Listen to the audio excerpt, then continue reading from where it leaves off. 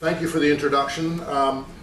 As you say, I'm the chairman of Goldplat PLC. We are a junior producer of gold in Africa, and I'm going to talk to you a bit about the company itself first of all this afternoon, and then I'm going to give you a few thoughts about the general aspects of gold mining in Africa. I'm not going to go through the disclaimer. I hope you'll forgive me if I avoid that.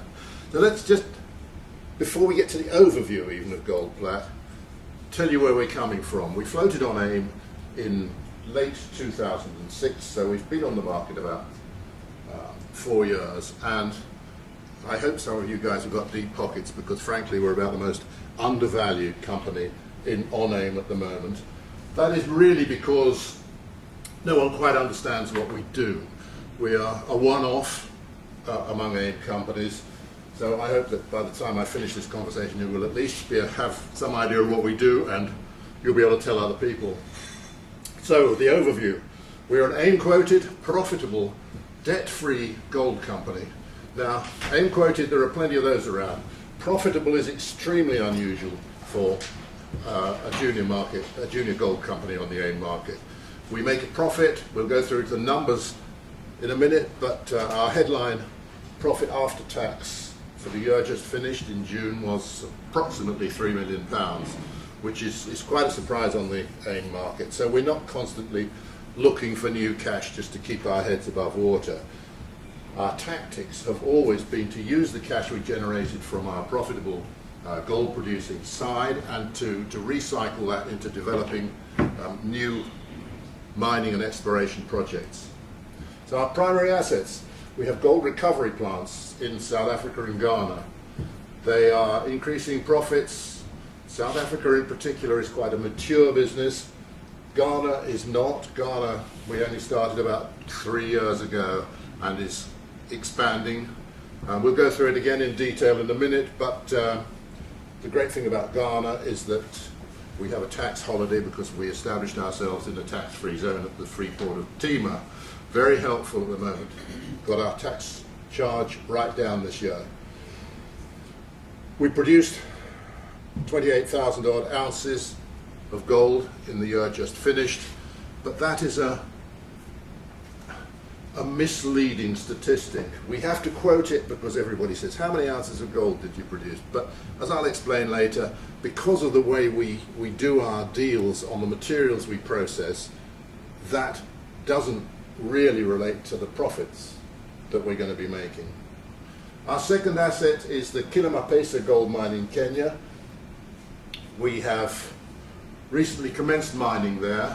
We haven't sold any gold yet because we're still constructing an elution plant. We took a decision at a relatively late stage with the approval of the Kenyan authorities to produce bullion instead of exporting concentrate down to South Africa, which was our original intention. So once the elution plant is in, and that's due for commissioning about the end of this month, once that's there, we will process all the concentrates we've got, produce bullion, and start sales. And our first gold sales in October should be between $2 and $3 million, which will again be quite a boost to our profitability in the current year. Secondly, the Niemi gold project in Burkina Faso. This has a number of targets on the prospect. We're quite bullish about it. We have a tiny JORC compliant resource at the moment. We've been doing a drilling program, but we don't want to drill the hell out of it to get to what we think we can establish in due course, 1 million ounces, but we're not going to establish that in the short term because we just haven't put enough drill holes into it. The Banker gold project located in Ghana. Not the same place as we're producing at the moment. That's down by the coast. This is in the main gold producing area, not far from Obuasi. Again, we like that project. It has historic data that says there's a non-JORC compliant resource of 300,000, of 200 and something thousand ounces. We are doing some drilling with a view to producing a JORC compliant resource. We think there are at least 500,000 ounces there, but we're not going to prove up that much on the first pass. We think probably about 300,000 ounces on the first pass. And then we shall think about producing from there, because it really is an easy deposit to produce from. We'd probably like to design a mine for 40,000 ounces a year with the size of resource we've got, which would move us into a different league, of course. Our initial target is to increase our production to at least 50,000 ounces, and from there up to 100,000 ounces. And once we get to that point, we'll breathe deeply and try and decide where we're going. So our aim is to increase our JORC compliant resources to in excess of 1 million ounces. As I was saying, that comes from best part of 500,000 from Kilima-Pesa, 300 from Banca, and the balance from Niemi. We're accelerating profits from gold recovery operations and mining. We have over 3 million in current net cash resources, and that should increase quite rapidly in the coming year. Our group, very simple. We have Goldplat PLC as a UK PLC. We have a Guernsey registered sub-holding company, and all the rest of the companies below that are just directly held by Guernsey. We say the ownership there, 85% in South Africa. 85% of course is subject to BE, that's the BE element. We have to change that to going down to 74% by 1st of May 2014, but we're not going to give that away. We're going to sell it for a decent price because we haven't got anything that we want to give away. Ghana's 100%, Kenya 100%, Burkina Faso 100%, but in Burkina Faso, our gold recovery operation in Ghana is 100%. Our exploration and mining operation is 90%, and similarly in Burkina Faso, although we're 100% at the moment, the government gets a carried interest of 10% as and when you convert your exploration license to a mining license. So our strategy, to increase the efficiency of our recovery plants, to delineate 1 million ounces. I think I've probably already mentioned most of the things on that wish list. So we'll move on to what our financial results are, and then on to what we're actually doing. But there are our financial results for the year ended June 2011.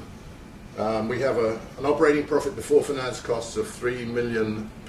We have a rather odd gain, which is caused by IFRS rather than our own actions, of 400,000. So that's cheating a bit, and whenever I try and tell people what it is, I reduce that. So although we say 2.95 million profit after tax, I'd rather think of that as 2.5 million after tax. Nevertheless, our EPS has doubled in the current year,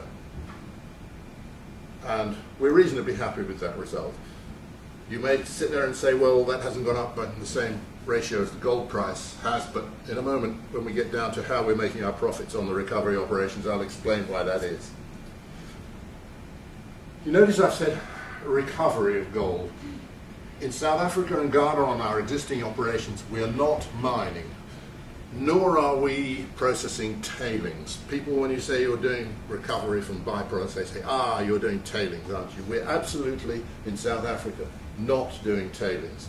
Tailings in South Africa have virtually no gold. The miners are much too efficient. What we are processing is the byproducts from other mines.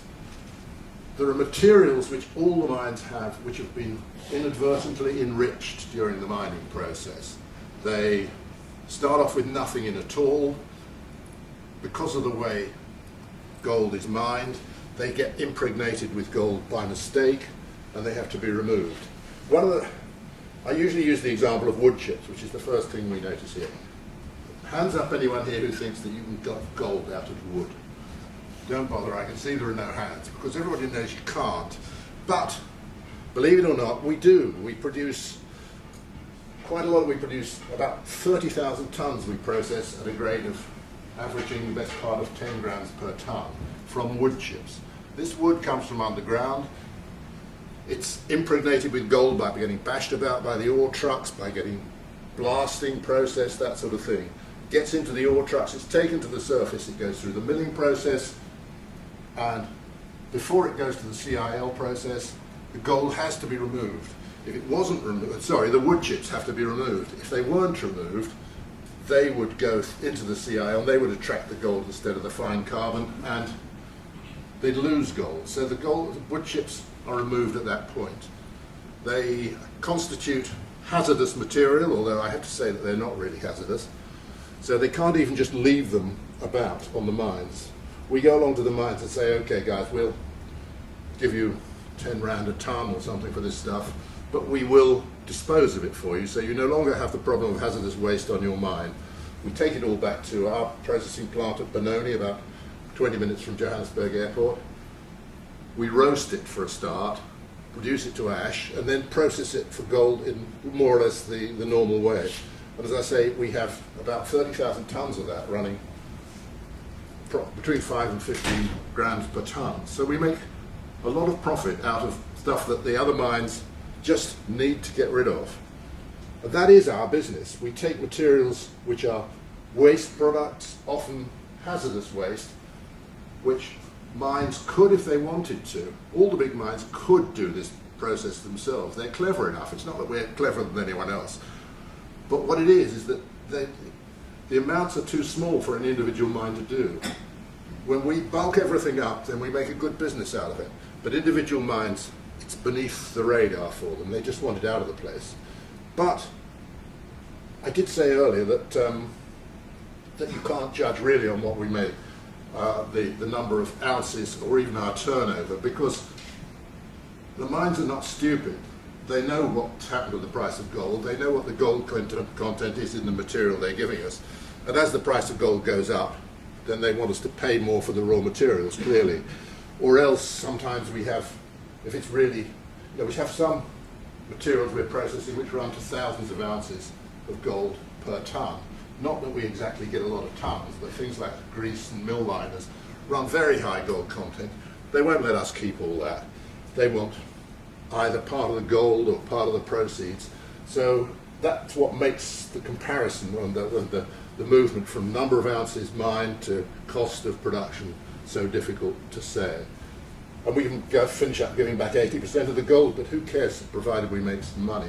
So what we're concentrating in is our operating profit line, not the top line on our profit and loss account.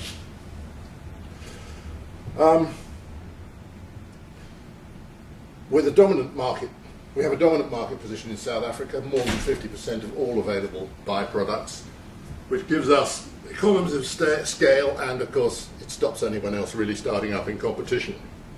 So we're in a good position in South Africa, but we are a mature business. It's not all that easy to expand beyond where we are because we take all the raw materials already. So we have about 5 separate lines which come together on the smelter at the end, and these are all very easy for us to fill, except possibly the big mill, and we would really quite like to get some ore to process it through that, just to make up for the shortfalls if we don't have material for processing. And so we're negotiating with DRD, Durban Roodepoort Deep, for using one of their shafts in the area. The negotiations are going quite well. Hopefully we'll be able to announce an agreement. But we would, if we do get the use of a shaft, we wouldn't mind it ourselves. We just contract mine it, buy the material in, and we would make sure that we're never short of material for processing, which would be very helpful to us. We're improving the efficiency. I expect everybody says that, but believe it or not, it is true. We do get more efficient each year because we have to, because guys want more of the gold, the share of their own gold back again. We have some expansion plans which could improve things. We're looking at sourcing byproducts from Tanzania. You don't get much wood chips, of course, in Tanzania because you don't get the same level of underground mines, and electronic scrap as well. But the amount of value we could add to electronic scrap is relatively small, so that's a little way down. We're compliant with South Africa's BEE rules at the moment, but that is going to change in 2014. We have to sell another 11% of that company. Some pretty pictures of the operation down there. It is quite a substantial operation. We have 32 hectares of freehold land covered in either plant or stockpiles and that sort of thing. We have about 2 years production of gold in stock down there. People say, well, you're not nearly as well off as a company with with an ore body to process. But in fact we are. So long as people produce gold in South Africa, they have to get rid of the byproducts. We don't have to worry about having an ore body mining it. We just take the byproducts out of them. We don't have to worry about changes in grade in our own ore body. In my opinion, we're better off than having a mine, but you have to make up your own minds about that. We do the same thing in Ghana. We started off at the free port of Tema in Ghana. We have a relatively small operation there, but it does have a tax holiday, as do all our recovery operations in Ghana. So even if we're not actually processing within the free port, we have negotiated that we still get the tax holiday, which is very helpful. Our profit at the operating level was just about the same in Ghana this year as in South Africa, which was a real turnaround. Most of our increase in the current year, or in the year just finished, came from Ghana. And one of the reasons for that is that we have toll treatment agreements. I said in South Africa we don't process tailings, but in Ghana tailings are different. You know, artisanal tailings can run at 10 grams per tonne without any problem at all. The artisans are not efficient at removing all the gold. So what we actually do there is to source the tailings, ship them out to one of our toll treatment agreement partners, and they do the processing and give us half the gold. Good business. Nobody, I hope, is going to start up a competition with us, but it is a very helpful business to be in. We have two partners, Golden Star, Wassa, and Adamas Resources. We're going to expand by bringing in materials from Ghana and from Mali and Burkina Faso, and we're going ahead to expand in that area. So let's move on to mining itself. Kilima mine in Kenya. We've had a lot of trouble. It's well known with the license. We've got over those troubles now. They've given us a document which says that we have all the rights which we would have if we had the mining license. We don't have the mining license. It's had to be advertised. The period for which it's been advertised runs out on the 15th of October. And keeping our fingers crossed, we're confident that immediately after the 15th of October we really will get the license. It's the only mine in Kenya that's producing, but it isn't. It's on a trend which goes through North Mara, so it's a good gold trend. It's just that not much of it comes beyond the Kenyan border. Our cash costs is projected at less than $700 per ounce. In fact, the last forecast we did said $652 per ounce, so we've got quite a good margin on that cash cost. We've got a small JORC compliant resource, which we will expand. We're drilling, at the moment we're mining Kilima Hill, but we drilled two adjacent vein systems, which is why we're going to expand the resource quite substantially, and we'll be processing those quite soon. Very small this, we're going to start off at the rate of about 5,000 ounces per annum, increase that to 10,000 ounces quite soon, but we know that's a waste of space basically. I mean, it may make us $7 or $8 million a year, but we know we have to get up to a more substantial area, and that is also on our timetable. A couple of pictures of the Kilima operation. Incidentally, if you want to go and see it, it's not a bad place to go if you happen to like game. You fly into the airstrip within the Masai Mara, and then it's 40 minutes by four-wheel drive to the mine. So, nice place to visit. On the Amy Gold project in Burkina Faso, we're about 200 miles southwest of Ouagadougou. We have 246 kilometers on the license. Not that that helps very much if there's no gold there, but there are various gold systems within that which we know about. We have quite a lot of artisanal miners on there, so we know there's gold there.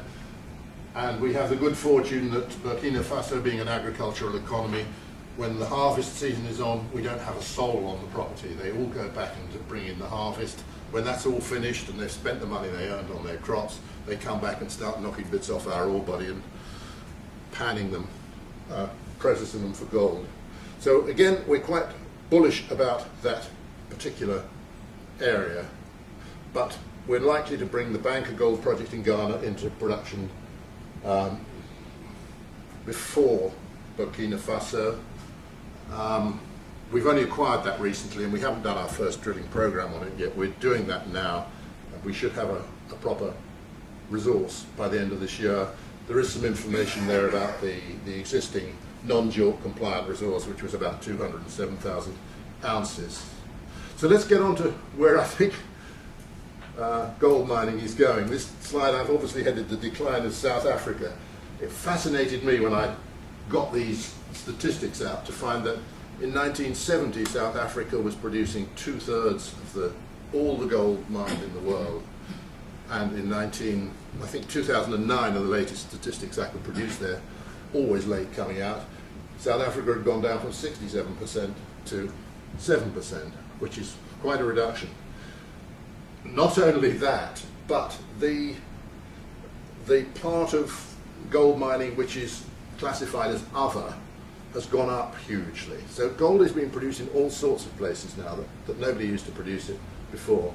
Why has South Africa gone down? Well, obviously everyone knows that their resources are beginning to run out, but they're also contributing themselves, I think. It's a lovely place to visit. Everything sort of works in South Africa, but the BE rules mean that you have to give 26% away for nothing in most mining projects.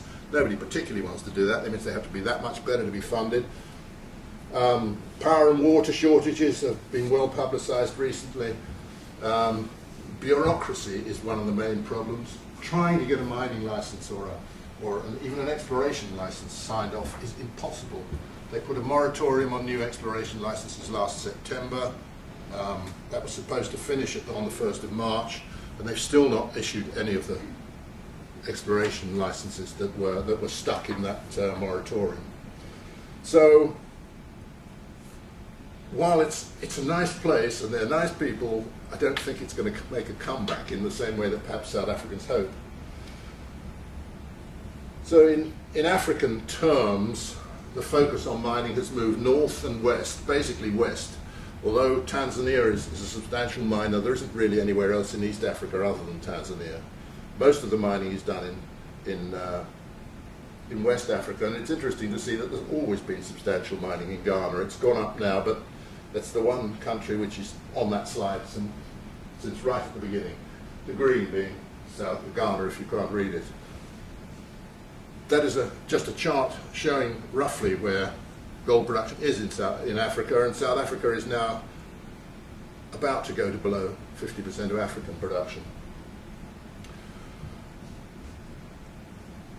On operating in Africa, you have to go somewhere where the government's pro-foreign direct investment. Most of them are these days, funnily enough. There are some basket cases around the middle, but the West African countries, I know that they go on a sort of a wave motion, but at the moment most of them want you to invest, they want to produce gold, they want you to provide jobs for them.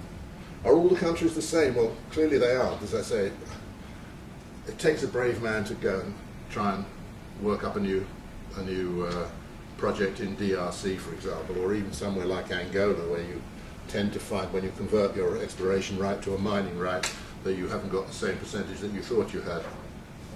The Bribery Act of 2010, I'm sure you're all experts on the Bribery Act 2010. All I do is to tell my board to implement it because I'm a non-executive director, not an executive director. But if you believe that, for example, our European partners are going to take any notice of the same bribery rules that we are, then you've got another thing coming. I've never personally, or none of my companies have actually been asked for a bribe, but I'm sure there are circumstances when we haven't been granted rights because everyone knows it's not worth asking us for a bribe. So that is a factor you've got to take in. The mining codes, generally speaking, they've all been redrawn and they're quite friendly to investment. Kenya's a good example of one that dates from 1948 and is a total shambles, which is one reason why we took so long to get our right. Security of tenure. People don't tend to take rights away because they know that once they start taking rights away from you, no one will come back and invest in their countries again. So it's not nearly as bad as people think it is from a distance. Infrastructure, you have to have roads, etc. Power, although on a small gold mining project you can probably generate your own power, it's not that important. Roads are quite good in West Africa, particularly the French tended to put good roads into their colonies, and you can get around most of the country on a decent tarmac road. And artisanal miners, the great thing about West Africa is that there are so many artisanal miners that you know where the gold is. You don't have to do greenfields exploration. You don't have to worry with geophysics and that sort of thing. You just drive around and see where the guys are already chopping gold out of the earth, and you know that's the best place to go. So that's really what I'm going to finish with. I'm just doing a mining project in Côte d'Ivoire at the moment, and these pictures were taken up there a couple of weeks ago. We have about 2,000 people on that particular site. Now, I don't know how much gold they produce, but if you guess that perhaps 2 ounces per person per annum, then they're producing 4,000 ounces by these methods from there. So you know there's a substantial gold deposit there, and that really is your best way of doing greenfields exploration, is stay there with a glass of wine and just see where someone else is doing it already. Virtually all active gold mines and current exploration activities in West Africa have been broadly targeted on the presence of historical and present-day traditional gold mining activities. I'm able to say that because that came out of a competent persons report. So that really, I think, is all I have to say to you. There are a couple of statistical slides at the back. Our team and our share price, none of which is very good, although we do have quite a good liquidity on our shares. We trade about 400 trades a month, which is a lot more than most junior-owned companies. So that is all I really want to say. Thank you very much for listening to me. If you have any questions, I'll be delighted to try and answer.